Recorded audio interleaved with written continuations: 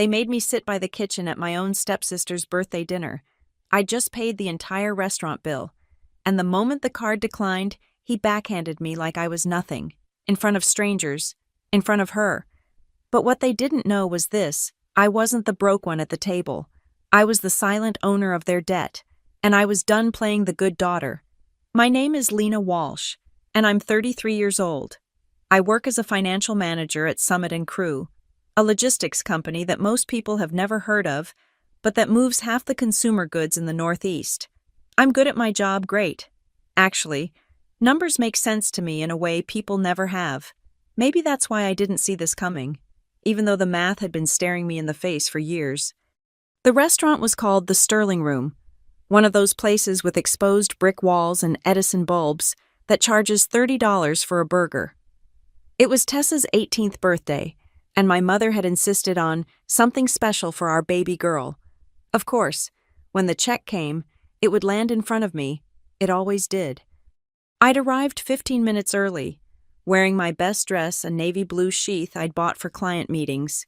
The hostess led me to our reserved table, and I saw immediately where I'd be sitting, the chair by the kitchen door, partially hidden behind a decorative column, the one that wobbled, the one where servers would brush past all evening with their heavy trays.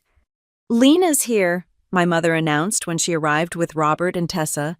As if my presence was both expected and vaguely disappointing, she air-kissed somewhere near my left ear, careful not to smudge her lipstick. Robert didn't acknowledge me at all. He pulled out chairs for my mother and Tessa, then settled himself at the head of the table like a king surveying his domain. He'd gained weight in the past year, his belly straining against his polo shirt, a shirt I'd probably paid for, indirectly, through one of their emergencies. Tessa looked beautiful, I had to admit. Her blonde hair was curled and pinned up, and she wore a pink dress that made her look older than 18. She gave me a small smile, the kind you'd give a distant relative at a funeral, then immediately turned to show her boyfriend something on her phone. The boyfriend, Tyler or Taylor or something with a T, sat next to her, all jaw and no conversation. Tessa's friends filled the remaining seats: Madison, Brittany, and another blonde whose name I never caught. They chattered about college applications and spring break plans while I studied the menu, calculating what this would cost me. "Order whatever you want," I heard myself saying when the server arrived. "It's a special night." The words came out automatically, programmed by years of conditioning.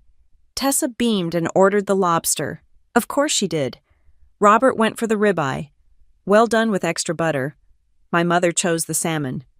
"But could you make sure there's no oil? I'm watching my figure." I ordered a Caesar salad. "That's all?" My mother's voice carried that familiar note of judgment. "You're not on another one of your diets, are you?" "Just not that hungry," I lied. The truth was, I'd already done the math. With drinks and dessert, we were looking at close to $800. My checking account had $1,200. Rent was due in 5 days. The conversation flowed around me like water around a stone. Tessa's friends gushed about her acceptance to State University early admission. They emphasized, as if I hadn't written her application essays. Robert told the same story about his glory days playing high school football, the one where the details changed each time, but he always scored the winning touchdown. My mother laughed too loudly at something Madison's mother had posted on Facebook. Nobody asked about my promotion. Nobody asked about the conference I'd presented at last month. Nobody asked about anything at all. When the food arrived, I watched them eat. Tessa took photos of every dish for her Instagram. Robert complained his steak wasn't hot enough and sent it back. My mother picked at her salmon and pushed half of it away, declaring herself stuffed after 5 bites. "So, Lena," Brittany suddenly addressed me, probably out of politeness more than interest. "Tessa says you work with money." "Financial management." I nodded. "Corporate logistics." "That sounds boring," she giggled, and the others joined in. "Someone has to pay for dinners like this," I said quietly. The words slipped out before I could stop them. The table went silent for a moment. Robert's fork paused midway to his mouth. My mother's smile tightened at the corners.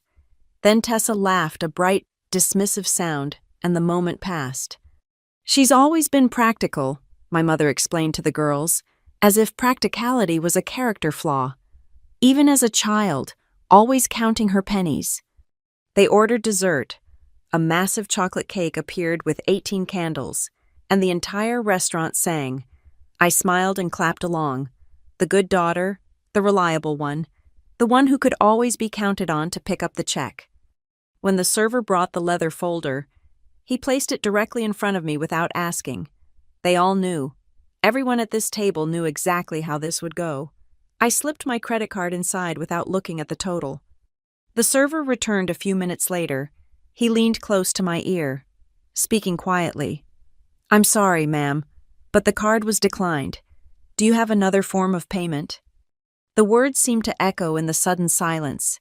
Every face at the table turned toward me. Tessa's friends exchanged glances. My mother's mouth formed a small O of surprise that was entirely performative. But it was Robert's reaction that I'll never forget. He stood up slowly, his chair scraping against the floor. His face had turned that particular shade of red that I remembered from my teenage years, the color that meant someone was about to pay for his embarrassment. He walked around the table with deliberate steps, and I knew what was coming before his hand moved. The slap wasn't as hard as it could have been. Robert was always careful about leaving marks that might raise questions, but in that quiet restaurant, it sounded like a gunshot. My cheek stung, and I tasted copper where my teeth had cut the inside of my mouth. "You stupid, useless bitch," he hissed. "You can't even do this one simple thing after everything we've done for you." The restaurant had gone completely silent. I could feel every eye on us. A woman at the next table had her phone out, probably recording. Tessa wasn't laughing anymore. She was looking at her plate, her birthday tiara slightly askew. I stood up carefully, my legs steadier than I'd expected. I pulled my backup card from my wallet, the emergency visa I kept for actual emergencies, and handed it to the horrified server. "Run this one," I said calmly. "It'll work." As I waited for him to return, I looked around the table one last time. My mother was fussing with her napkin, refusing to meet my eyes. Robert had returned to his seat, muttering about ungrateful children and constant disappointments. Tessa's friends were all suddenly fascinated by their phones. But Tessa herself was looking at me now, and for just a moment, I saw something flicker across her face. Not sympathy exactly, maybe recognition. Maybe she was finally old enough to understand what her birthday dinners had cost me, in every sense of the word. The server returned with my card and receipt. I added a 40% tip he didn't deserve to suffer for our family drama, and signed my name with a steady hand. "Happy birthday, Tessa," I said. Then I walked out of the Sterling room, past the hostess stand, past the valet station, into the cool April night. My phone started buzzing before I reached my car. Text after text, call after call. I didn't need to look to know what they said, but as I sat in the driver's seat, my cheeks still throbbing, something had finally shifted inside me. They thought the declined card meant I was broke. They thought they'd finally drained me dry. But they were wrong. That card had been declined because Robert had opened a supplementary account in my name 3 days ago, maxing it out before I'd even known it existed. I knew because I'd seen the notification that afternoon. I'd chosen not to transfer money to cover it. I'd wanted to see what would happen. Now I knew. And now, finally, I was done. I sat in my car for 20 minutes that night. Engine off, just breathing. My phone lit up the darkness like a desperate lighthouse. 37 missed calls, 53 texts. I finally turned it face down and drove home in silence. To understand why I stayed so long, why I kept paying, you have to understand how it started. I was 11 when my mother met Robert at a conference for medical supplies sales. She was a receptionist. He was a regional manager who wore too much cologne and laughed too loud at his own jokes. My father had left 3 years earlier, just walked out one Tuesday morning and never came back. No explanation, no forwarding address, no child support. My mother never recovered from the abandonment. She wore her desperation like perfume, and Robert could smell it from across a crowded room. They married quickly, in a courthouse ceremony where I was the only witness. I wore my Easter dress from 2 years before, the hem hitting awkwardly at mid-calf. Robert didn't have any family there. "They're all back in Ohio," he said, though I later learned he'd grown up in New Jersey. At first, he tried to win me over. Ice cream trips, movie tickets, the occasional, "How was school, kiddo?" But when I didn't immediately warm to him, when I didn't call him dad or laugh at his jokes, or pretend he belonged in our small apartment, his interest curdled into something else. "She's a bit cold, isn't she?" I heard him tell my mother one night. "Not very affectionate." "She's shy," my mother defended weakly. "She'll warm up." But I didn't warm up, and by the time I turned 14, Robert had stopped trying. I became furniture in my own home, something to work around, occasionally useful, mostly ignored. When Tessa was born, I thought things might improve. A baby could soften anyone, right? Wrong. Tessa's arrival only crystallized my position in the family hierarchy. She was the real daughter, the wanted one, the fresh start. I was the reminder of my mother's failed first marriage, the sullen teenager who didn't fit the family portrait Robert wanted to project. "Lena, watch the baby while we go to dinner." "Lena, Tessa needs a diaper change." "Lena, why is she crying? You must have done something." I became an unpaid nanny, expected to be grateful for the privilege. When I started working at 15 bagging groceries at the local supermarket, Robert decided my paychecks were family contributions. "Room and board aren't free," he'd say, holding out his hand every Friday. "About time you learned that." My mother said nothing. She'd perfected the art of selective blindness by then, floating through life on a cloud of white wine and willful ignorance. As long as Robert stayed, as long as she wasn't alone again, she could pretend everything was fine. I saved what I could, hiding cash in a tampon box under my sink. $20 here, $30 there. It took 2 years to accumulate enough for college application fees. When my acceptance letter came from State University with a partial scholarship for academic merit, Robert's first words were, "How are you planning to pay for the rest?" "Student loans," I said. "Work study. I've got it figured out." "Loans," he laughed. "In this economy, you'll be paying those off until you're 50. Better to skip the whole thing. I can get you full-time at my buddy's warehouse." But I went anyway, surviving on ramen and determination. I majored in finance because I never wanted to be financially vulnerable again. I wanted to understand money, how to make it, keep it, grow it, how to never end up like my mother, dependent on a man who treated kindness like currency. During college, the requests started as emergencies. My mother would call, voice trembling. "The car broke down, and Robert's between jobs. Just this once. Honey, we'll pay you back." Then, "Tessa needs braces. Insurance won't cover all of it. You understand, don't you?" And, "The landlord's threatening eviction. Robert's commission check is late. Just until Friday. I promise." The promises were as empty as my bank account became. But I kept sending money because the alternative, letting my baby sister suffer for our parents' failures, felt worse than my own hunger pangs. After graduation, I got the job at Summit & Crew, entry level, but with a clear path upward. I moved into a studio apartment 40 minutes from my childhood home, far enough to feel like escape, close enough that my mother could still reach me with her guilt. The pattern solidified. I'd build up savings, then drain them for family crises. Robert's job losses became suspiciously regular, always right when rent was due. My mother developed mystery illnesses that required expensive treatments insurance wouldn't cover. Tessa sweet, spoiled Tessa always needed something for school, for dance, for the endless activities that would look good on college applications. "You don't have kids," my mother would remind me during our weekly calls. "You don't understand the expenses, and you're doing so well now. It's what family does." What family does? As if family was a one-way street where I gave and they took, where my success was communal property, but my struggles were mine alone. I started keeping a spreadsheet, not out of resentment at first, just habit. I tracked everything in spreadsheets, but as the numbers grew, as $50 became $500, became $5,000, became more than I wanted to acknowledge. The document became something else, evidence, proof that I wasn't imagining the imbalance. $2,400 for Robert's emergency dental work that turned out to be cosmetic veneers. $3,800 for Tessa's dance competition trips. $15,000 over 3 years for their rent when Robert was between opportunities. $4,500 for my mother's therapy that I later learned was spa retreats. The spreadsheet grew like a tumor, each line item a small betrayal, but I kept paying because that's what good daughters did. Because Tessa was innocent in all of this. Because my mother would cry and say I was all she had. Because I didn't know how to stop. The thing about financial abuse is that it's so mundane.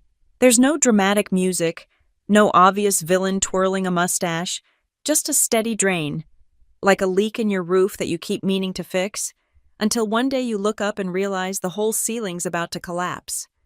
By my 30th birthday, I was making good money. I'd been promoted twice, had my own office with a window, drove a reliable car. From the outside, I'd made it. Inside, I was hollow. Every raise meant more money for them to request. Every bonus became a family emergency waiting to happen. I dated occasionally, but how do you explain to someone that you can't go on vacation because your mother needs new kitchen cabinets? How do you admit that you're a successful professional who can't say no to people who barely acknowledge your existence until they need something? You'll understand when you have your own family, my mother said when I tried to set boundaries. Blood is blood. But Tessa wasn't my blood, not fully, and Robert certainly wasn't. Yet somehow I'd become responsible for all of them, the family ATM that never ran empty.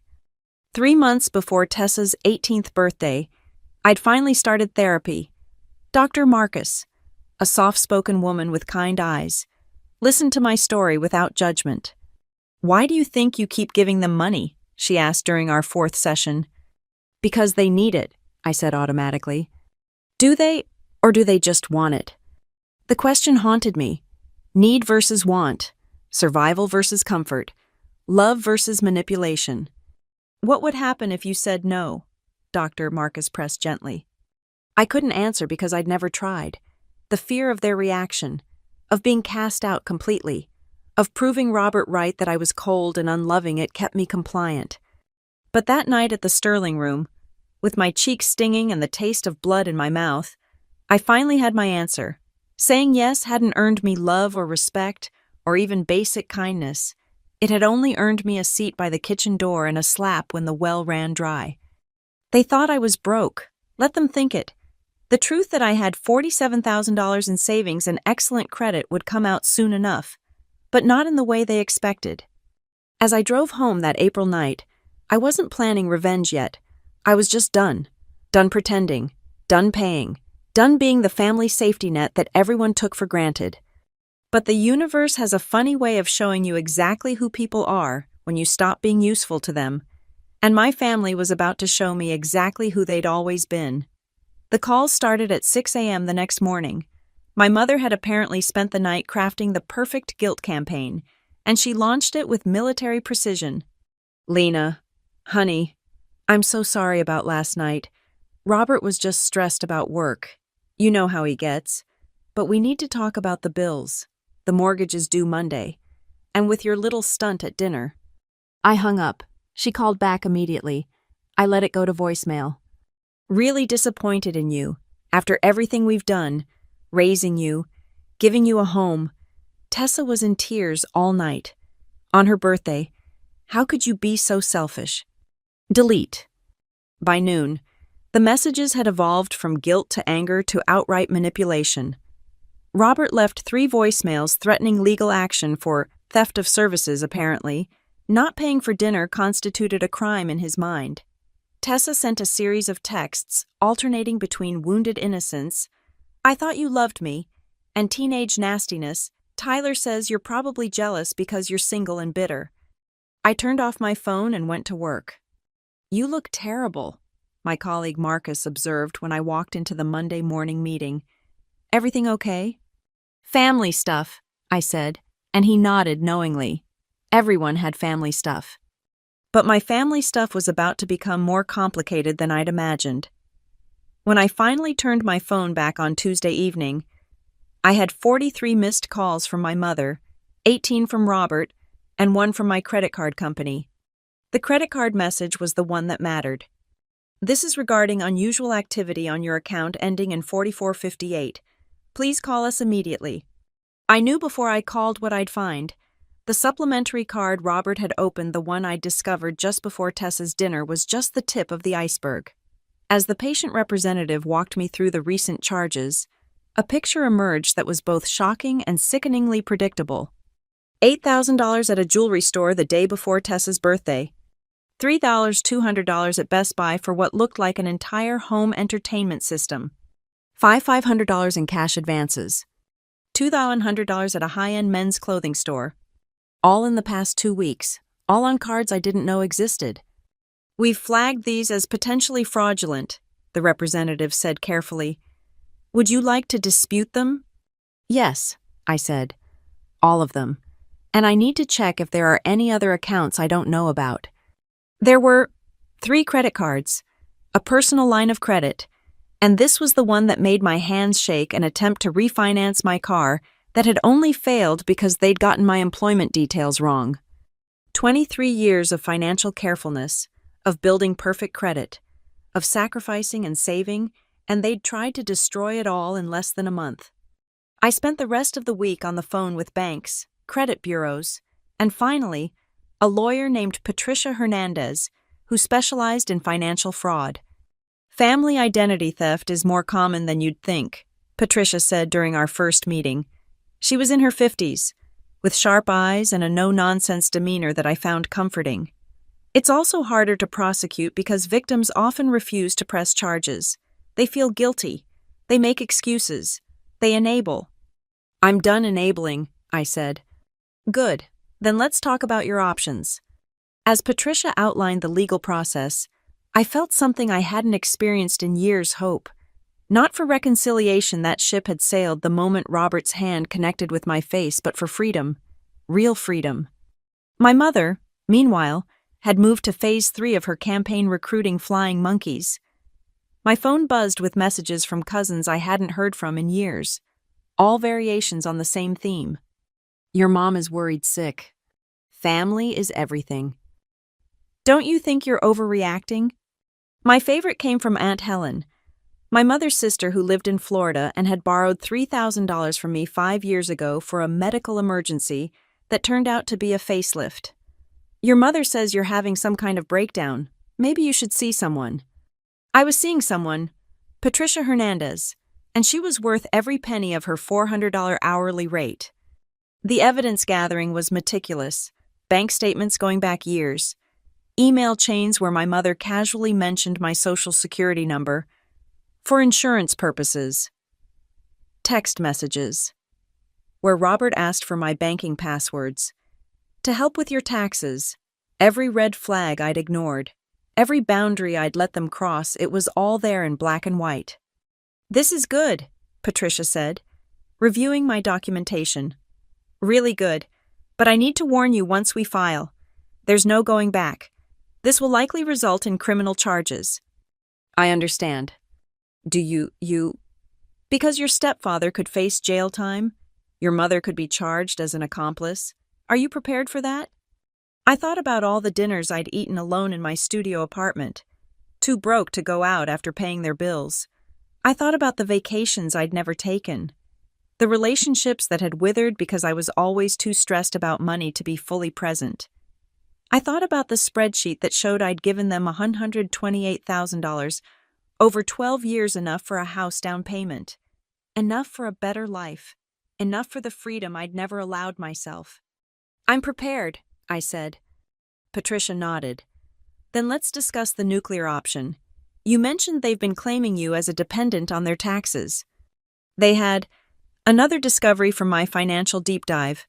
For 3 years, Robert had listed me as a dependent to get a larger refund, even though I hadn't lived with them for over a decade. It was tax fraud, pure and simple. The IRS offers whistleblower rewards, Patricia explained. Up to 30% of the recovered amount.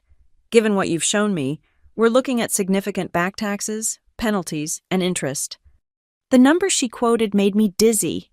It was more than I made in a year. But the money wasn't the point. The point was consequences. For once in their lives, Robert and my mother would face actual consequences. That Friday, 2 weeks after Tessa's birthday dinner, my mother showed up at my office.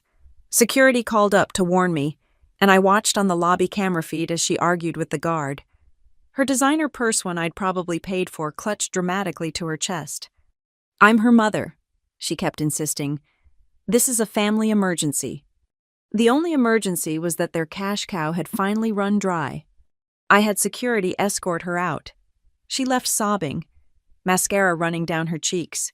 Several of my coworkers saw the scene, and I felt the familiar burn of embarrassment, but underneath it was something new relief.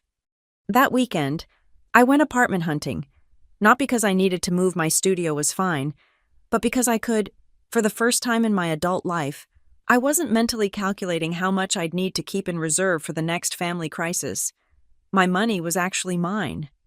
I found a one-bedroom in a better neighborhood, with actual closet space and a balcony overlooking a small park. The rent was only $200 more than my studio, but in the past, that would have been $200 I couldn't spare. "I'll take it," I told the landlord. While packing, I found the tampon box where I'd hidden cash as a teenager. Inside was $340 in crumpled bills, my escape fund that had never been enough to actually escape. I smoothed out each bill, remembering the shifts I'd worked, the lunches I'd skipped, the freedom I'd dreamed of. Now I had that freedom, but it had come at a price I was still calculating. Tessa texted while I was packing, "Mom says you're being a bitch. Dad might lose his job BC of you. Hope you're happy." I stared at the message for a long moment. Dad. She called him Dad, this man who'd stolen from both of us. But she was 18 now, an adult who'd made her choice. She'd sat there and watched him hit me, had smiled and whispered to her boyfriend like it was dinner theater. I typed back, "I am happy, for the first time in years. Good luck at college."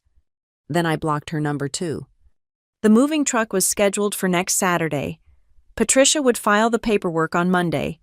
The IRS would begin their investigation within the month. The wheels I'd set in motion couldn't be stopped now, even if I wanted to stop them. And I didn't want to stop them. That night, in my soon-to-be former studio, I opened a bottle of wine. Good wine, not the cheap stuff I usually bought, and updated my spreadsheet one last time.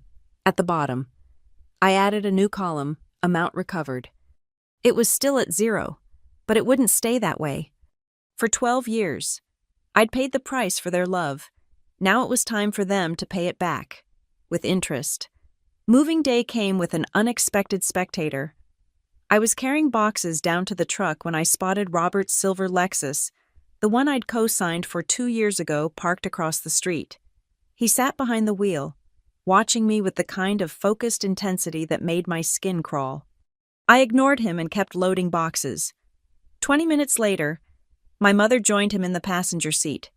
They sat there for 3 hours, occasional cigarette smoke drifting from Robert's cracked window, as if their presence alone might guilt me into. What's stopping the move? Dropping the charges, resuming my role as the family ATM. My new apartment building had better security, a doorman, keycard access, cameras in the lobby. It cost more, but Patricia had advised me to upgrade my safety measures. People get unpredictable when money's involved, she'd warned, especially family. The legal papers were served the following Monday. Patricia had suggested having them delivered to Robert's workplace for maximum impact, and to ensure he couldn't claim he never received them. I wasn't there to see his face, but I heard about it later from a former coworker who still talked to someone at Robert's company. "He went ballistic," she told me over coffee. "Screaming about ungrateful children and conspiracies. Security had to escort him out. He's on administrative leave pending investigation." The investigation was the key. Once banks and credit companies know fraud is involved, they dig deep. Every suspicious transaction, every forged signature, every lie comes to light. And Robert had been sloppy, arrogant in his certainty that I'd never fight back. My mother tried a different approach. She started sending emails, long, rambling messages that alternated between nostalgic memories and veiled threats.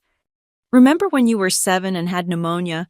I stayed up all night with you, putting cold washcloths on your forehead. I never left your side. Your father left us with nothing. Nothing. Robert saved us. He took us in when no one else would. You're destroying our lives. Tessa won't even come out of her room. She might not go to college now because of you. I know where you work. I know your routines. You can't hide forever." I forwarded every email to Patricia. Documentation was everything now. The financial forensics revealed more than even I had expected. Not only had Robert been stealing from me, he'd been running similar scams on 2 elderly neighbors, convincing them to add him to their accounts to help with bills. He'd taken one for $15,000, the other for $22,000. "This changes things," Patricia explained. "With multiple victims, the DA will definitely pursue criminal charges. Elder financial abuse is a felony." I felt sick. How many others had there been? How many people had Robert charmed and robbed while I was enabling him by covering his family expenses? 3 weeks into the legal process, I experienced my first real victory. The credit bureaus removed all the fraudulent accounts from my report. My score, which had plummeted to 580, jumped back to 745. It was just numbers on a screen, but I cried when I saw it. Years of careful building, destroyed in weeks, now restored with the stroke of a judge's pen. The restraining order came next. After the emails escalated and Robert was caught on my new building's cameras trying to talk his way past the doorman, Patricia fast-tracked the protective order. The hearing was the first time I'd seen my mother since she'd shown up at my office. She'd aged 10 years in a month. Her usually perfect hair hung limp, her designer clothes replaced with an ill-fitting pantsuit. She wouldn't look at me, keeping her eyes fixed on her lawyer, a public defender, since they couldn't afford Patricia's equivalent. Robert wasn't there. He'd been arrested the night before on the elder fraud charges and was sitting in county jail, unable to make bail. Without my income or the money he'd stolen, they were broke. "Your Honor," my mother's lawyer began, "my client is this young woman's mother. Surely a restraining order between parent and child is excessive." "Your client," the judge interrupted, reviewing the file, "is named as an accomplice in multiple counts of identity theft and fraud. The emails submitted show a clear pattern of harassment and escalating threats. The order is granted." 500 feet. They couldn't come within 500 feet of me, my home, or my workplace. It was a circle of safety, legally enforced. As we left the courthouse, my mother finally looked at me. For a second, her mask slipped, and I saw pure hatred in her eyes. Not disappointment, not hurt hatred, as if I was the one who'd stolen, who'd lied, who'd drained her dry. "I hope you're happy," she hissed. "I'm getting there," I replied. The IRS moved slower than the criminal courts, but Patricia assured me they were thorough. The audit notice arrived at my mother's house, my former home, in late May. 3 years of fraudulent returns claiming me as a dependent, plus Robert's unreported income from his various scams, plus penalties and interest. The total they owed was staggering. Tessa graduated high school the first week of June. I knew because her Instagram was still public, filled with photos of her in cap and gown. My mother stood beside her in one photo, smile strained, looking gaunt in a dress I recognized from 5 years ago. Robert was notably absent, still in jail, awaiting trial. I felt a pang looking at those photos. Tessa looked young, scared beneath her smile. College was probably off the table now, at least the expensive state school she'd planned on. Community college and student loans would be her reality, the same reality I'd faced at her age, but for different reasons. Part of me wanted to reach out, to offer. What money, I almost laughed at the thought. The cycle trying to perpetuate itself already. No. Tessa had made her choice that night at the restaurant. She'd have to live with the consequences, just like I had. My therapy sessions with Dr. Marcus became a lifeline during this period. "You're grieving," she observed during one session, "not for who they were, but for who you wanted them to be." She was right. I mourned the mother who'd never existed, the one who would have protected me instead of serving me up to keep her husband happy. I mourned the sister who might have been, if she hadn't been taught from birth that I was the hired help. I even mourned the life I might have had, the savings, the travel, the peace of mind if I hadn't spent 12 years lighting myself on fire to keep them warm. Work became my refuge. I threw myself into projects, stayed late, volunteered for presentations. My boss, Sarah, noticed the change. "You seem different," she said during my quarterly review. "More confident, more present." "I've had some personal changes," I admitted. "Well, whatever you're doing, keep it up. We're promoting you to senior manager. The pay increase is substantial." The number she quoted was more than I'd ever made, more than Robert had ever made. Even with his inflated claims about his sales prowess, I signed the paperwork with hands that barely shook.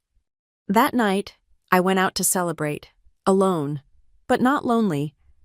I sat at the bar of an upscale restaurant, the kind of place I'd never have gone before, too worried about saving money for the next family emergency, and ordered a good steak and better wine. "Celebrating something?" the bartender asked. "My independence," I said, raising my glass. He smiled and poured himself a shot of water. "To independence." We clinked glasses, and I felt something I hadn't experienced in years: pure, uncomplicated joy. No guilt attached, no worry about what it would cost me later. Just happiness, clean and bright as the wine in my glass. The emails from my mother had stopped after the restraining order, but others had taken up the cause. Distant relatives, family friends, even my old high school guidance counselor reached out, all with versions of "family is everything," and "you'll regret this someday." I didn't respond to any of them. They hadn't been there for the midnight calls about money. They hadn't watched my bank account drain month after month. They hadn't felt the sting of Robert's hand or the weight of my mother's calculated blindness. Let them judge. I was done explaining myself to people who'd already chosen their side. Patricia called with updates regularly. Robert's public defender was trying to plea bargain, but with multiple victims and a clear pattern of fraud, the DA wasn't interested in deals. Trial was set for September. "You'll need to testify," Patricia warned. "Are you ready for that?" Was I to sit in a courtroom and detail 12 years of financial abuse? To look Robert in the eye and tell the truth he'd always denied? To watch my mother's face as I explained how they'd systematically destroyed my trust along with my credit? "I'm ready," I said, and I was. The birthday card arrived in July, 2 months after my move. It was forwarded from my old address, my mother's handwriting shaky on the redirected envelope. Inside, a generic Hallmark message about daughters and love, with her signature at the bottom. No personal note, no mention of everything that had happened, just her name and, tucked inside, a photo. It was from Tessa's 5th birthday party. I was 19, home from college for the weekend, holding a giggling Tessa on my hip while she smeared chocolate cake on my cheek. We were both laughing. I looked young, hopeful, unaware that I was already 3 years into paying for their lives. I stared at the photo for a long time, then placed it in my desk drawer. Not in the trash, but not on display either. Some things deserve to be remembered, even if they hurt. August brought the trial prep. Patricia's office became my second home as we reviewed 12 years of evidence, bank statements, emails, text messages, recorded phone calls. My obsessive documentation was about to pay off. "You're my favorite kind of client," Patricia said one afternoon, reviewing my files. "Organized, thorough, and angry enough to see this through." "I'm not angry," I protested. She looked at me over her glasses. "You should be. They stole more than money from you. They stole years of your life." She was right. I was angry, furious, actually, but it was a cold fury now, crystallized into purpose. They'd taken enough, not 1 penny more. The week before the trial, I had an unexpected visitor at work. Tessa stood in the lobby, looking smaller than her 18 years in a sundress I didn't recognize. Security called up, and I debated refusing to see her, but curiosity won. We met in the public cafe on the ground floor. Safe, neutral territory with plenty of witnesses. "You look good," she said, fidgeting with her iced coffee. The promotion suits you. How did you know about that? LinkedIn. I've been keeping track. We sat in silence for a moment. Up close, I could see the stress in her face. Dark circles, bitten nails, the kind of thinness that comes from anxiety rather than diet. Why are you here, Tessa? I wanted to say I'm sorry, about the restaurant, about everything. I waited. Sorry was a start, but it wasn't enough. I've been thinking, she continued, about all those years. You were always there, always helping, and I just took advantage. She flinched but nodded. Mom says you're being vindictive, that you're trying to destroy us, but I've been going through old photos, old emails. You paid for everything, didn't you? My dance classes, my school trips, even my prom dress. Yes. Why? It was such a simple question, but the answer was complicated. Because you were a kid, because it wasn't your fault, because I thought if I gave enough, eventually I'd get something back. Love. Respect would have been enough. She started crying then, ugly sobs that drew stares from other patrons. I handed her napkins and waited. I'd cried enough of my own tears. I could weather hers. I testified yesterday, she said when she could speak again, for the prosecution, about the birthday dinner, about things I overheard, about Dad Robert bragging about using your information. This was news. Patricia hadn't mentioned Tessa was cooperating. That must have been hard. He's been lying to us for years, taking money from other people too. Mom knew. She had to know. Tessa wiped her eyes. I got into state university, but I can't go. No money. And no one will co-sign loans because of all this. I'm taking a gap year, working at Target. The old me would have offered to help, would have reached for my checkbook to fix it, to ease her pain, but I kept my hands folded on the table. Community college is a good option, I said instead. That's where I started. Transfer after 2 years. It's cheaper and you'll get the same degree. You're not going to help me. It wasn't a question, and I respected her more for not making it one. No, I'm not. Not with money. But if you want advice about financial aid, scholarships, building credit, I can offer that. She nodded, gathering her dignity. That's fair. More than fair. Probably. We talked for another 20 minutes, not about the trial or the family, but about practical things, budgeting, FAFSA applications, work-study programs, the kind of guidance I'd had to figure out alone at her age. When she left, she paused at the door. Lena, that night at the restaurant, I should have said something when he hit you. I was scared, but that's not an excuse. I'm sorry. Thank you, I said, and meant it. That weekend, I did something I'd been putting off. I went through the physical reminders of my old life, boxes of photos, birthday cards, the world's best sister mug. Tessa had given me when she was 7. Each item was a small grief, a moment when I'd believed things might get better. I kept a few things, the mug, because it reminded me of the hopeful child Tessa had been, a photo of my college graduation, where I stood alone because my family had been too busy to attend, a card my mother had given me when I got my first job, back when she still seemed proud of me. The rest went into the donation bin. Someone else could use the picture frames, the knickknacks, the costume jewelry my mother had re-gifted to me over the years. I didn't need artifacts from a life I was leaving behind. The trial started on a Tuesday. I wore my best suit, the charcoal one I'd bought for important client meetings. Patricia met me outside the courthouse, briefcase in hand, and war face on. Remember, she said, stick to the facts. Don't editorialize. Let the evidence speak for itself. The courtroom was smaller than I'd expected. Robert sat at the defense table, wearing an ill-fitting suit and the expression of a man who'd finally run out of people to con. He'd lost weight in jail, his face gaunt, that commanding presence reduced to nothing. My mother sat in the gallery, front row. She wore black as if in mourning, clutching tissues she never actually used. When I took the stand, our eyes met briefly. I searched for something: remorse, understanding, even honest hatred. but there was only the same calculated blankness she'd perfected over the years. Testifying was easier than I'd expected. Patricia had prepared me well, and the prosecutor walked me through the evidence methodically. Bank statements appeared on screens. Emails were read into the record. That comprehensive spreadsheet displayed for the jury to see. Can you tell us the total amount you gave to the defendants over 12 years? $128. $743. I said clearly, not including interest on credit cards they opened in my name or opportunities I missed because I couldn't afford them. The defense attorney tried to paint me as a bitter woman seeking revenge. He highlighted my good salary, my promotion, suggested I could afford to help family in need.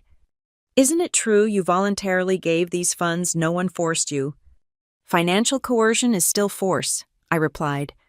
When you're told your sister won't eat unless you pay, when you're blamed for every hardship, when helping is the only way to maintain any relationship with your family.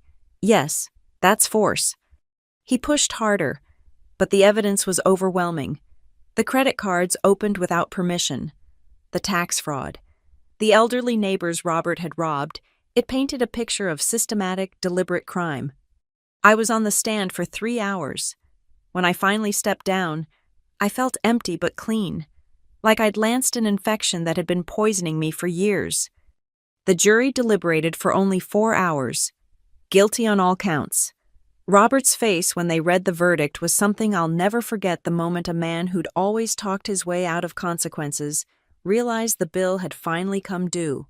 Sentencing would come later, but the prosecutor estimated 5 years, plus restitution. My mother wasn't charged as an accomplice, insufficient evidence of direct participation, but she'd lost everything anyway. The house, the car, the lifestyle built on my exhaustion and others' trust. Outside the courthouse, Patricia shook my hand. You did good. How do you feel?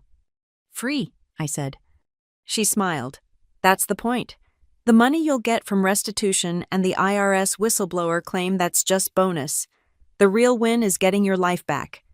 That night, I sat in my apartment, my safe, quiet apartment, and opened a bottle of champagne.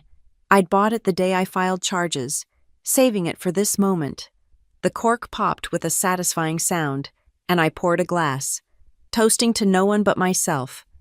My phone sat silent on the counter. No guilt trip calls, no emergency texts, no demands disguised as requests. Just peaceful, blessed silence. I thought about Tessa, starting her job at Target next week, about my mother, probably staying with one of those relatives who'd said family was everything, about Robert, sitting in a cell, no one left to manipulate. They'd all made their choices.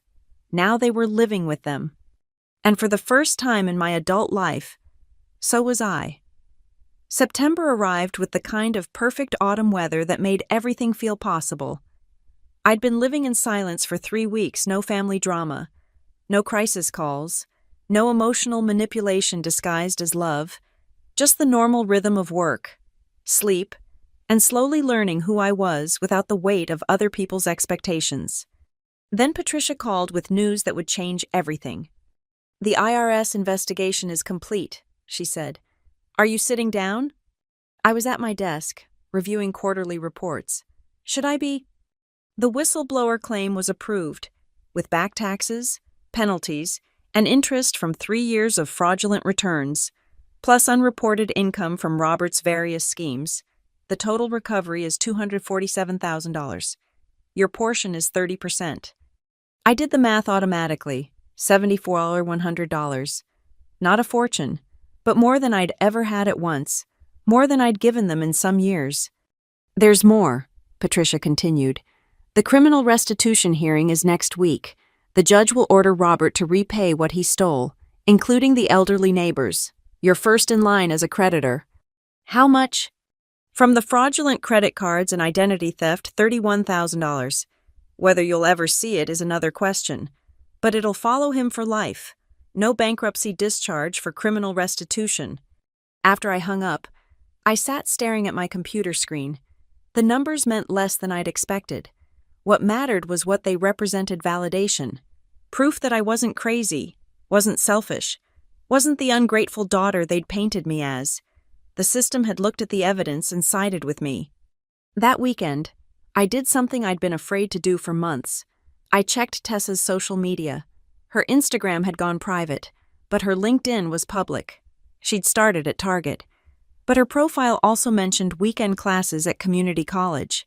Business administration major. I felt a flicker of pride. She was figuring it out, the hard way. Like I had. My mother's Facebook was still public, probably because she didn't know how to change the settings. The carefully curated life was gone, no more restaurant check-ins or shopping halls. The most recent post was a shared article about forgiveness, with her comment, "Some people can hold grudges forever. I choose love and light." The comments below were a masterclass in enabling, "Stay strong, Linda. Family troubles are so hard. Prayers. Your daughter will regret this one day." I almost laughed. Love and light, but only when it didn't cost her anything. The restitution hearing was brief. Robert appeared in an orange jumpsuit, shackled at the wrists and ankles. The federal charges meant he'd been transferred to a higher security facility. He kept his eyes down as the judge read the order, $31,000 to me, $37,000 total to the elderly neighbors. Payment plans to begin upon release. My mother wasn't there. Small mercies. October brought unexpected changes. Sarah, my boss, pulled me into her office for a conversation I didn't see coming. "We're opening a new branch in Chicago," she said. "I want you to run it. Full relocation package, significant salary increase, and a chance to build your own team." Chicago, 800 miles from here. From them. From every restaurant and street corner that held memories I wanted to forget. "When do you need an answer?" "Take a week. This is a big decision."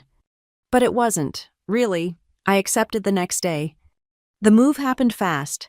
The company hired professional packers, arranged temporary housing, even flew me out for a long weekend to look at apartments. I chose a high-rise with floor-to-ceiling windows and a view of Lake Michigan. It cost 3 times my old studio, but I could afford it now, not just financially, but emotionally. I deserved nice things. I deserved a view. My last week in town, I had one final visitor. Dr. Marcus had agreed to see me for an extra session before I transferred to a colleague in Chicago. "How are you feeling about the move?" she asked. Relieved, excited, a little guilty. Guilty. For being happy, for not feeling worse about how things ended. Shouldn't I be grieving more? "Doctor," Marcus smiled, "you've been grieving for years. For the family you should have had. The support you deserved. The life you might have lived. The fact that you can feel joy now, that's not something to feel guilty about. That's healing." She was right. I'd done my grieving in real time. Spread over 12 years of disappointment. This wasn't the sharp pain of fresh loss. It was the dull ache of accepting what had always been true. They'd never loved me the way I'd loved them. And that was okay. It had to be. My going-away party at work was small but warm. Colleagues I'd kept at arm's length for years suddenly felt like the family I'd chosen. They gave me a Cubs jersey and a deep-dish pizza cookbook, joking that I'd need to learn the local customs. Marcus from accounting pulled me aside. "I'm glad you're getting out," he said quietly. "Fresh starts are underrated." Speaking from experience. Left my entire family in Texas 10 years ago. Best decision I ever made. Blood doesn't make family choice, does? The night before my flight, I did a final check of my old apartment. Everything was gone except the echo of my footsteps on hardwood floors. I stood at the window where I'd watched my mother and Robert in their car that day, trying to intimidate me into compliance. They'd lost, not just in court, but in the larger battle for my life. They'd wanted me small, grateful, perpetually giving. Instead, I was leaving bigger, freer, and finally putting myself first. My phone rang. Unknown number. I almost didn't answer, but curiosity won. "Lena." The voice was thin, aged. It took me a moment to recognize Aunt Helen. "I'm calling about your mother." "I can't help her." "She's sick, really sick this time. Cancer. She needs—" I hung up. Maybe it was true. Maybe it wasn't. Either way, it wasn't my responsibility anymore. I'd paid for her choices. and Robert's, and even Tessa's. For over a decade, the Bank of Lena was permanently closed. The flight to Chicago was bumpy, but I didn't mind. Turbulence felt appropriate for a life change this big. I pressed my face to the window as the city appeared below, massive, sprawling, full of possibility. My temporary housing was a furnished corporate apartment in the Loop. I arrived at sunset, the sky painting the buildings gold and pink. After the driver left, I stood at the window, 30 floors up, watching the city pulse with life below. I was alone, no family within hundreds of miles, no one who knew my history, my old role as the family savior. I could be anyone here. I could be myself, whoever that turned out to be. That night, I ordered Thai food from a place down the street. When the delivery guy asked if I was new to the building, I said yes. "Welcome to Chicago," he said with a genuine smile. "You're gonna love it here." As I ate my pad thai in my corporate apartment, surrounded by boxes and possibility, I thought about the IRS check that would arrive soon, about the job that started Monday, about the life I was building on my own terms. The old me would have felt guilty for not sharing this good fortune, would have calculated how much I could send home, how much suffering I could alleviate. But the old me had died in that restaurant, with the taste of blood in her mouth and her cheeks stinging from a slap she'd never seen coming. This new me. She was keeping every penny. She was building a future. She was choosing herself, finally and completely. My phone buzzed with a text from an unknown number. Without reading it, I blocked it and set the phone aside. Whatever crisis was brewing back home, it wasn't mine to solve. Outside, Chicago glittered like a promise. Tomorrow, I'd start exploring my new neighborhood. Next week, I'd start my new job. Next month, maybe I'd even try dating again, without the baggage of family drama hanging over every conversation. But tonight, I just sat in my window and watched the city lights, feeling something I hadn't experienced in over a decade. Peace. The bill had finally been paid. Not by them, they'd never truly pay for what they'd taken, but by me.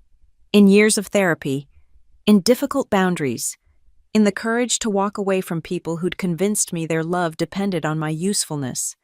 It was expensive, that freedom, but sitting there in my new city, with my new life spread before me like an unwritten check, I knew one thing for certain. It was worth every penny. The Chicago winter hit with a vengeance I wasn't prepared for. By December, the wind off Lake Michigan felt like tiny knives against any exposed skin, but I loved it. The cold felt clean, honest, nothing like the suffocating warmth of family gatherings where everyone pretended things were fine. My new office was on the 40th floor of a building in the financial district, floor-to-ceiling windows, modern furniture, and a team of 12 people who looked to me for leadership. The first few weeks were a blur of meetings, strategic planning, and proving I deserved the position. "You're different from what I expected," one of my analysts, James, said after a particularly intense budget meeting. "How so?" "Most new directors come in trying to change everything immediately. You actually listen." I'd learned the hard way that really hearing people, not just waiting for your turn to talk, was a rare skill. All those years of reading between the lines of my family's demands had taught me to pay attention to what wasn't being said. The IRS check arrived on a Tuesday in early December.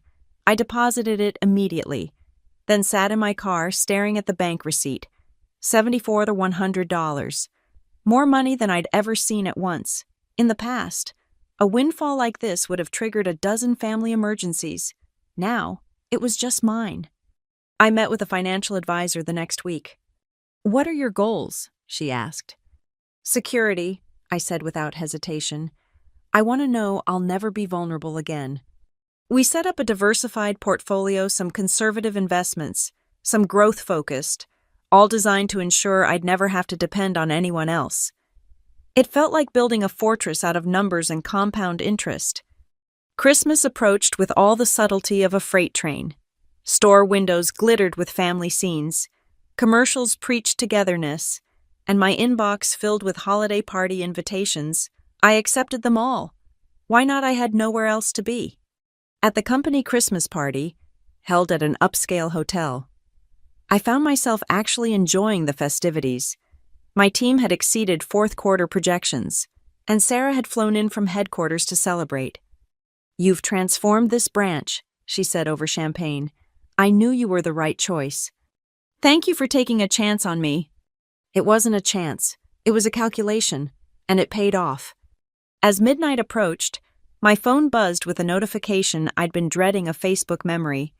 5 years ago, a family Christmas photo where I stood slightly apart from the others, my smile not quite reaching my eyes while Robert's hand rested possessively on my mother's shoulder and Tessa opened presents I'd paid for. I deleted the app entirely. Some memories weren't worth keeping.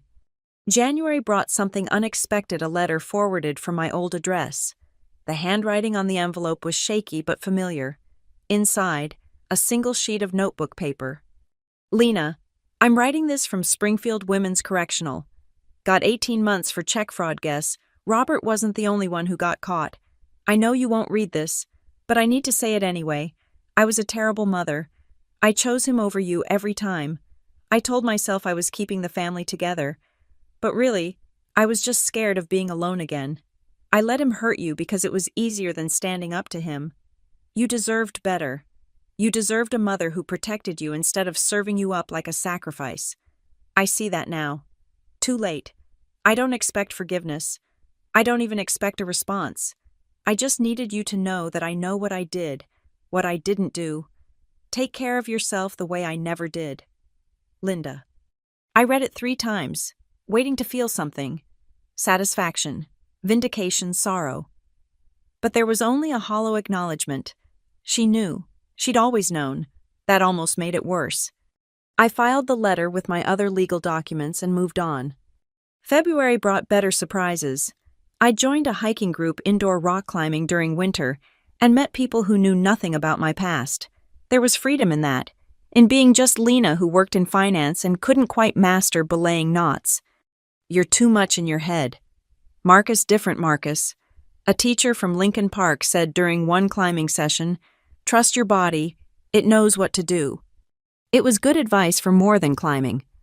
The restitution payments started arriving in March, $200 a month, automatically deducted from Robert's prison work program earnings. It would take decades to pay off at that rate, but the principle mattered more than the money. Every month, a small reminder that actions had consequences. I used the first payment to buy myself something I'd always wanted but never felt I deserved: a really good winter coat. Cashmere and wool. Tailored to fit perfectly, warm enough to make Chicago winters bearable. It cost more than my old monthly grocery budget, and I didn't feel guilty for a second. April marked 1 year since the birthday dinner. I'd planned to let the anniversary pass unnoticed, but my Chicago therapist, Dr. Winters, had other ideas. "Anniversaries of trauma can be powerful," she said. "Ignoring them doesn't make them go away. What if you reclaimed this date?" So on April 15th, I threw myself a party. Nothing fancy, just dinner at a good restaurant with my climbing friends, my work team, and the handful of Chicago people who'd become my chosen family. We ate too much, drank good wine, and nobody slapped me when the check came. "What are we celebrating?" James asked as I raised a toast. "Freedom," I said, "and really good friends." They cheered and clinked glasses, not needing to know the whole story to celebrate with me. That was the beauty of chosen family. They showed up without requiring payment. As I walked home that night, slightly tipsy and genuinely happy, my phone rang. The caller ID showed a number I didn't recognize, but the area code was from home. "Hello?" "Lena, it's me, Tessa." I stopped walking. We hadn't spoken since that day at the cafe. "How did you get this number?" "LinkedIn. I'm sorry to bother you, but I wanted you to know I got my associate degree, graduated with honors. I'm transferring to state in the fall with a full scholarship." "That's wonderful, Tessa, really." "I've been working 2 jobs and taking extra classes. It's been hard, but I get it now. Why you were always so tired, why you saved every penny. I get it." There was a long pause. I could hear her breathing, gathering courage. "I also wanted to tell you that Mom's out. She's living with Aunt Helen in Florida. And Robert, he got another 5 years. Tried to run the same scam in prison, if you can believe it." I could believe it. Leopards and spots and all that. Are you okay? I asked. With money, I mean, school. I'm figuring it out. Loans, work study, scholarships, the hard way. Like you did. She paused. I'm not asking for money. I wanted you to know I'm okay, and that I'm sorry for everything. I know you are. Maybe someday, when I graduate, when I've made something of myself, maybe we could have coffee not as family, just as people who knew each other once. I considered it. The old Lena would have said yes immediately, would have offered to fly her out, pay for dinner, rebuild the bridge they'd burned. But this Lena had learned the value of maybe. Maybe, I said. Ask me again when you graduate. I will. Take care, Lena. You too. After we hung up, I stood on the sidewalk for a long moment, letting the April wind cut through my expensive coat. Tessa would be okay. She'd learned the hard lessons early, but she'd learned them. Maybe that was its own kind of gift. I started walking again, heading home to my high-rise apartment with its lake view and doorman and blessed distance from everyone who'd ever made me feel small. My phone stayed quiet in my pocket. No crisis calls, no guilt trips, no demands disguised as love. Just silence, beautiful, expensive, hard-won silence. The price of freedom, I'd learned, wasn't measured in dollars. It was measured in the courage to say no, the strength to walk away, and the wisdom to know that some bills should never be paid. And that was a currency I'd finally learned to save. The invitation arrived in June, printed on cardstock so thick it felt like a declaration of war.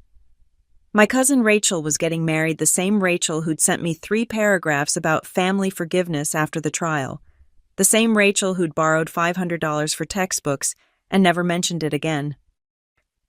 You're invited to celebrate the union of Rachel Marie Hendricks and David Paul Morrison. At the bottom, in handwriting I recognized as Aunt Helen's, "Hope you can make it. Your mother will be there. Time heals all wounds." I RSVP'd no and sent a crystal vase from the registry. Let them talk about my absence. I'd rather be the villain in their story than a character in it at all. Work had become my sanctuary. The Chicago branch was thriving. We'd landed 3 major accounts and expanded the team to 20 people.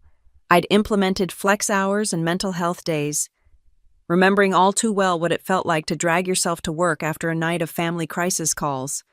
You run this place differently, observed Priya, my newest hire.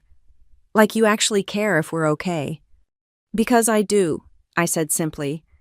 Burned-out employees don't do good work. Take care of yourselves first. The irony wasn't lost on me. I was giving my team the consideration I'd never given myself. July brought unexpected news through LinkedIn. Robert's company. His former company had gone under. Turns out he'd been running similar scams there, inflating sales numbers and skimming from expense accounts. The investigation had uncovered years of fraud. Several employees had lost their retirement savings invested in company stock. I felt sick reading about it. How many red flags had I missed? How many victims had there been while I was enabling his lifestyle? Patricia called that afternoon. Saw the news? You okay? I keep thinking about all those people he hurt while I was paying his bills. Stop. His choices aren't your responsibility. You were a victim too. I know. It's just survivor's guilt, common in financial abuse cases. The question is, what are you going to do with it? What I did was donate $10,000 to a financial literacy program for young adults aging out of foster care. Kids who, like me at 18, had no one to teach them about credit scores and compound interest, and the danger of family members who saw them as ATMs. It wasn't penance, it was purpose. August in Chicago meant street festivals and outdoor concerts. I developed a routine farmers market on Saturdays, yoga on Sundays, dinner with friends at least twice a week. It was the life I'd imagined during all those nights eating cereal alone, too broke for real groceries after paying their rent. One evening, at a rooftop bar with my climbing group, Marcus asked about my family. They around here? No, we're estranged. I'm sorry. I'm not. The words came out sharper than intended. Sorry, it's just not every family is worth keeping. Amen to that, said Julia, raising her beer. I haven't talked to my dad in 6 years. Best decision ever. The conversation shifted to other topics, but I felt something ease in my chest. Here were people who understood that sometimes walking away was the healthiest choice. That DNA didn't obligate you to endless sacrifice. The call came at 2 a.m. on a Tuesday in September. My phone rang 3 times before I answered, groggy and disoriented. Miss Walsh, this is Mercy General Hospital. You're listed as Linda Walsh's emergency contact. My mother, of course I was still her emergency contact. Of course she'd never updated it. What happened? She's had a heart attack. She's stable but asking for you. I sat up, fully awake now. She's in Florida. No, ma'am. She's here in Chicago. Arrived yesterday, apparently. The floor felt unsteady beneath my feet. She'd come here, to my city, my safe space. I'll be there in the morning. She's quite insistent. Morning, I repeated and hung up. I didn't go back to sleep. Instead, I sat at my window watching the sunrise paint Lake Michigan gold and pink. She'd had a heart attack. She was alone. She was asking for me. Old patterns whispered, go now. She needs you. What if she dies? You'll never forgive yourself. But Dr. Winters had taught me to examine those whispers. Whose voice was that? Not mine. It was the voice of a 14-year-old who'd been trained to drop everything for family emergencies. The voice of a 20-something who'd skipped meals to pay their bills. I went to work first, handled 2 meetings, responded to emails, ate a proper lunch. Only then did I drive to the hospital. She looked smaller in the hospital bed, older, the designer clothes replaced by a hospital gown, the perfect hair now gray at the roots.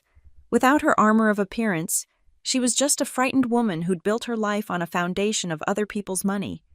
You came, she whispered. The hospital called. I mean to Chicago. I've been here 3 days, working up the courage to contact you. Why? She closed her eyes. Helen kicked me out, said she couldn't afford me anymore. Imagine that can't afford me.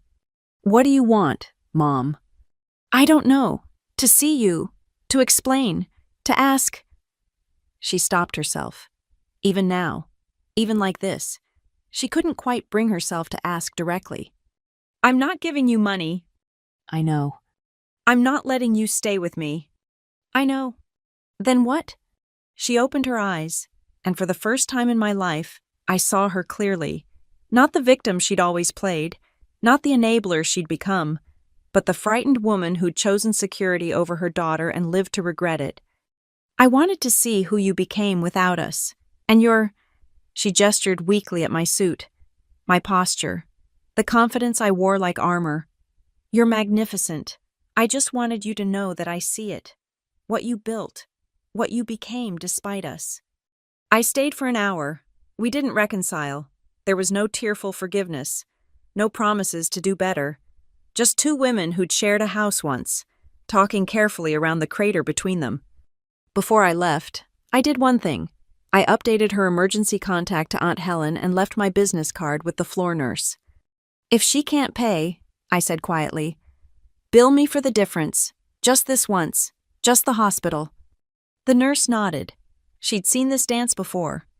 I drove back to my office slowly, working through what I felt. Not guilt, not obligation. Something cleaner, the ability to help without hurting myself. To give from surplus, not survival. That evening, I called Patricia. I saw her, my mother. She's in the hospital. How was it? Like visiting someone I used to know, like closure. Good, that's good. Lena. After we hung up, I pulled out the leather journal Dr. Winters had suggested I keep. I wrote, Today I learned the difference between helping and enabling. One comes from strength, the other from fear. I spent 12 years operating from fear. Today, just for today, I chose strength. My phone buzzed with a text from an unknown number. Without reading it, I deleted it. Whatever crisis was brewing now, whoever needed what it would have to wait. I had dinner plans with friends, a presentation to finish, a life to live. The bill for my past had been paid in full.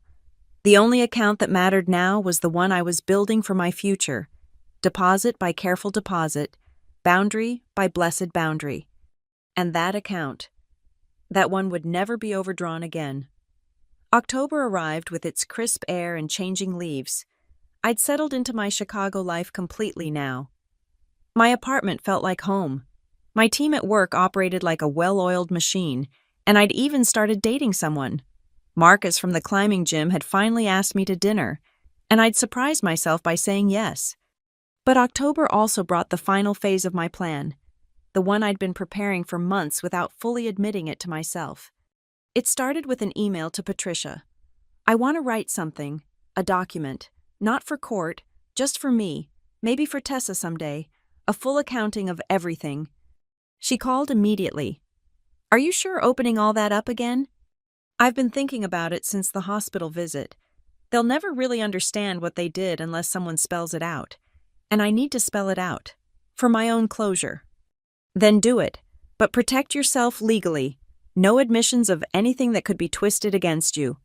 I spent 3 weeks writing it. Not just the financial losses, though. Those were documented in excruciating detail. But the invisible costs. The therapy sessions at $150 each. The dates I'd canceled because money was tight. The promotions I'd nearly missed from stress-induced burnout. The security deposits I'd lost moving to cheaper apartments after draining savings for their emergencies.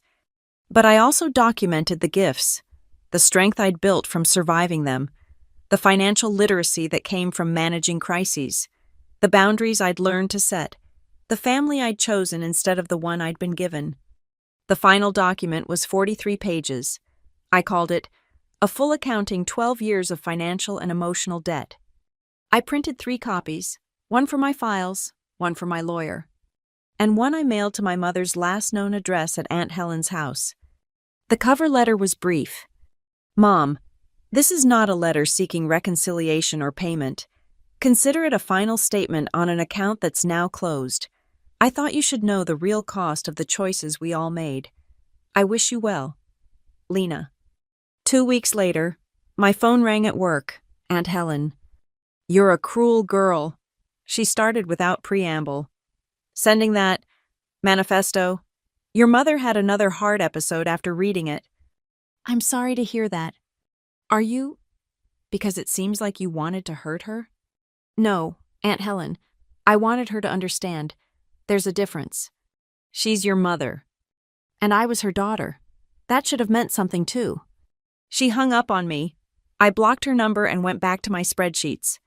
That weekend, clearing out old boxes in my storage unit, I found something I'd forgotten, a birthday card from my 16th birthday. Inside, in my mother's handwriting, to our responsible girl, what would we do without you? I used to think it was praise. Now I saw it for what it was, a cage built from words, designed to keep me useful and compliant. I threw it away. November brought surprising news. Tessa had started a blog about her college journey as a first-generation, self-funded student. She wrote about working overnight shifts at Target, studying in break rooms, the shame and pride of food stamps.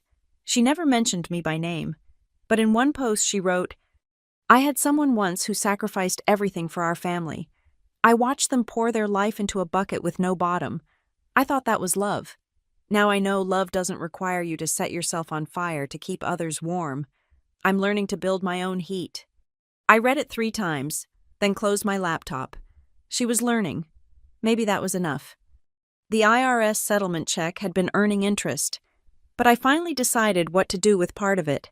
I established a scholarship at my old state university, the Walsh Financial Independence Fund, $25,000 to start, with plans to add more each year, for students escaping financial abuse or supporting themselves after family estrangement.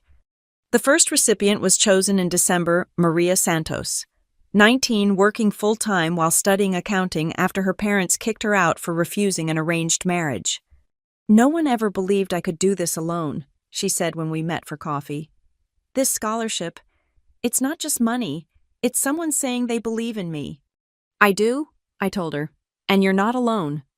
Christmas Eve found me at Marcus's apartment, helping him cook for a gathering of what he called orphan friends, people who, for various reasons, weren't with biological family for the holidays. The apartment smelled like cinnamon and roasting vegetables.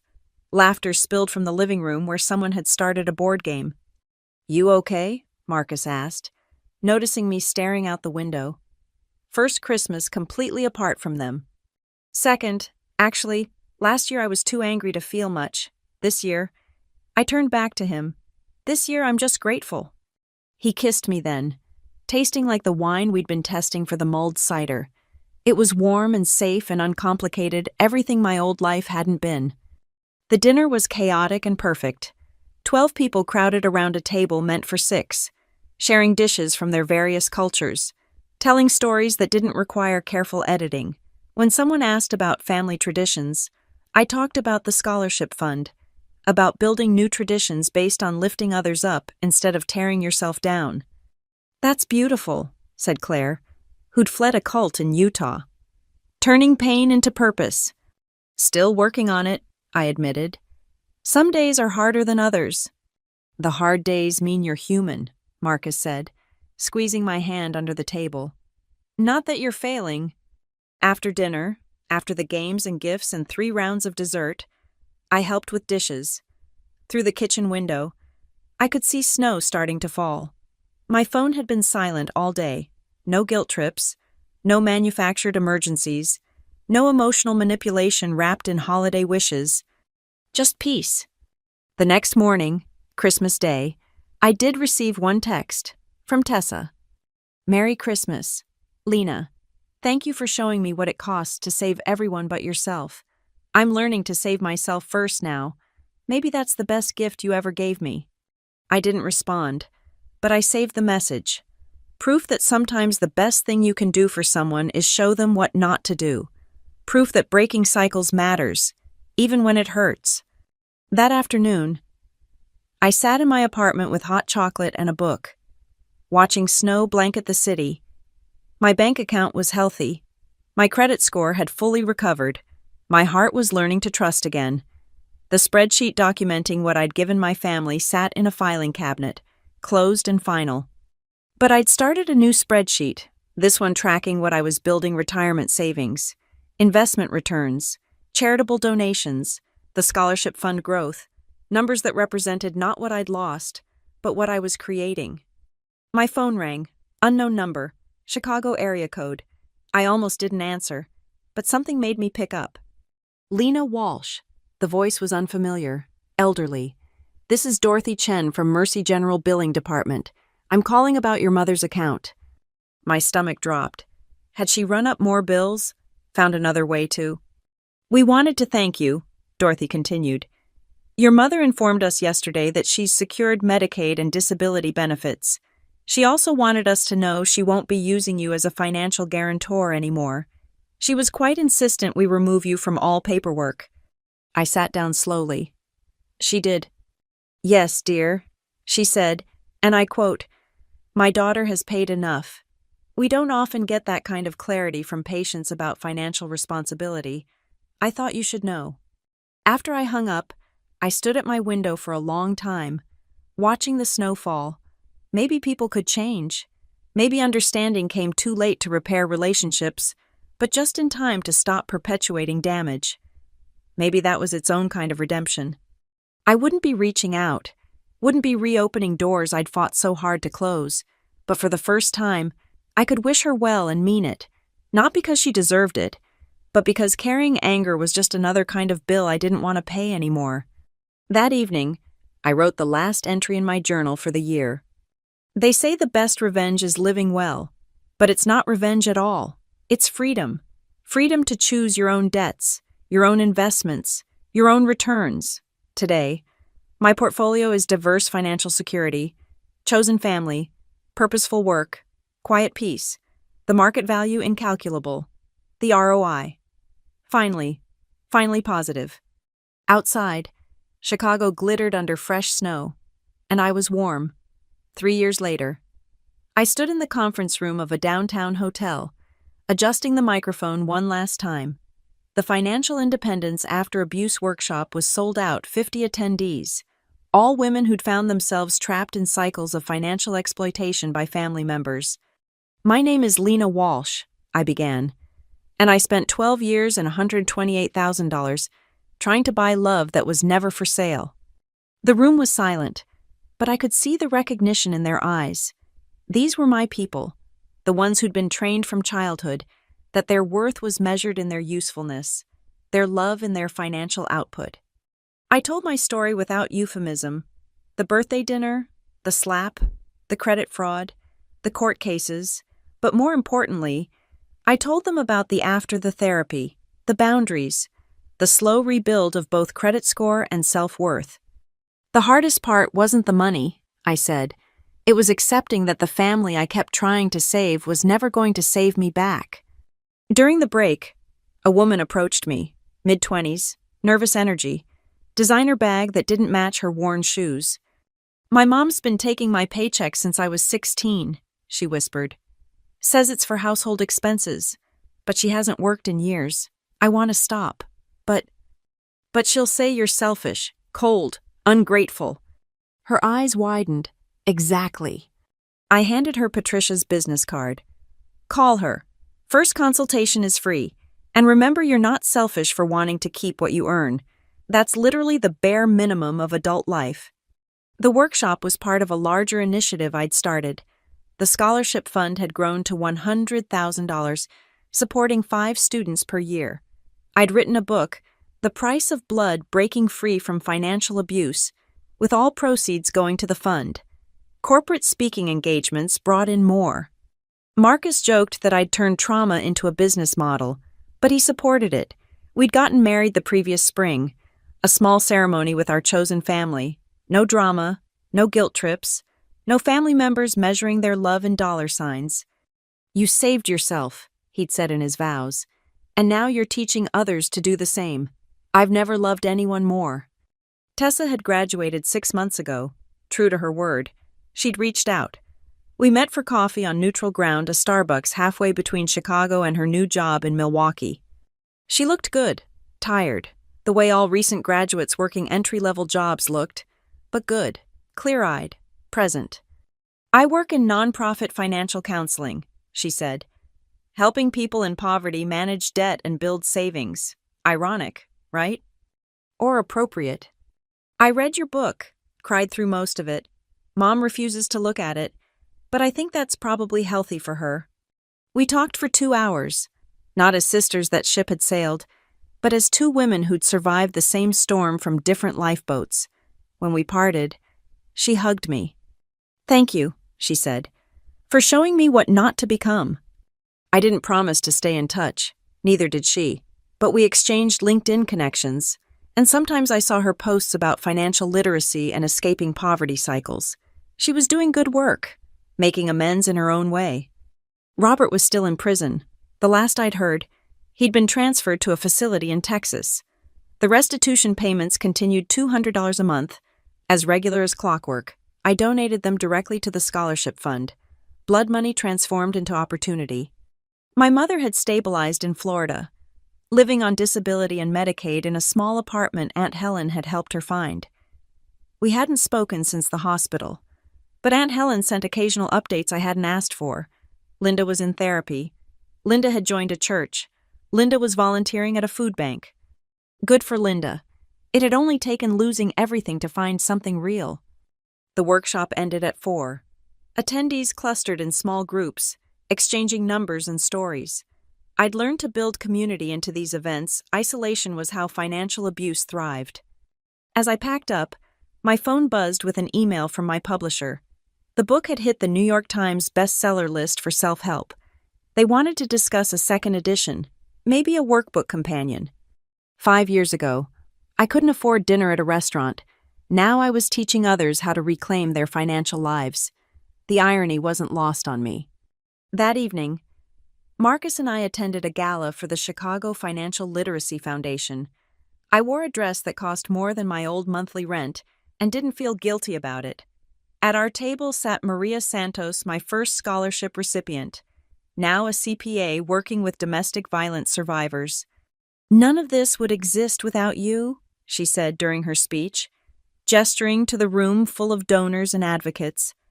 Lena Walsh taught me that walking away isn't giving up, it's growing up. But I knew better. It would have existed without me, in some form, because there were too many of us, the family ATMs, the emotional punching bags with good credit, the daughters and sons who confused exploitation with love. Someone would have built this. I just happened to be the one with the spreadsheets and the anger and the good lawyer. Later, as we walked home along Lake Michigan, Marcus asked, "Any regrets?" I thought about it, about birthdays spent alone and Christmases I'd missed, and a mother who'd chosen a con man over her daughter, about a sister who might have been, in a different life, about $128,000. That could have been house payments or vacations or simple security. "No," I said finally. "Regret would mean wishing it went differently, but it had to go exactly this way for me to become who I am, and I like who I am." He squeezed my hand. "So do I." At home, I checked my email one last time. Mixed in with the congratulations and workshop feedback was a message from an unknown address. The subject line read, "From someone who should have protected you." I almost deleted it, then curiosity won. "Lena, I know I have no right to contact you. Helen says you're doing amazing things. She sent me an article about your book.